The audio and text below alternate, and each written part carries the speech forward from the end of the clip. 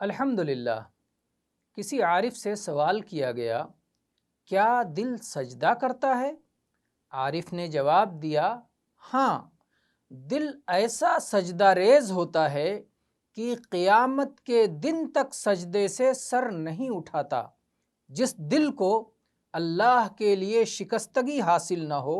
اس نے مطلوبہ سجدہ نہیں کیا، اور جب کوئی دل واقعی اللہ کے لیے سر بسجود ہو جاتا ہے تو اس کے ساتھ تمام اعضاء بھی سجدے میں گر جاتے ہیں۔ اس وقت انسان کا چہرہ ہمیشہ زندہ رہنے والے اور ساری کائنات کو سنبھالنے والے رب کے سامنے جھک جاتا ہے، آواز پست ہو جاتی ہے، سارے اعضاء سہم جاتے ہیں، بندے پر سراپا خضوع اور ذلت و استکانت طاری ہو جاتی ہے، عبودیت کی دہلیز پر اپنا رخسار خاک آلود کر دیتا ہے، اپنے دل سے اپنے رب اور کارساز کو ایسے دیکھتا ہے جیسے کوئی پست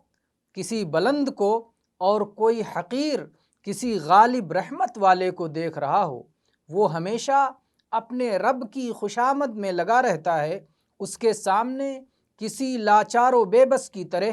جھک کر لطف و کرم اور رحم و شفقت کا سوالی ہوتا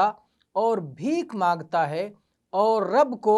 خوش کرنے اور راضی کرنے کے سارے جتن کرتا ہے، جیسے کوئی اپنے محبوب مالک کو جس کے بغیر وہ جی نہیں سکتا اور جس سے وہ بے نیاز نہیں رہ سکتا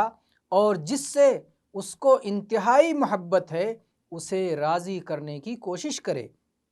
اسے اپنے رب کو راضی و خوش کرنے اور اس کا رحم و کرم حاصل کرنے کے سوا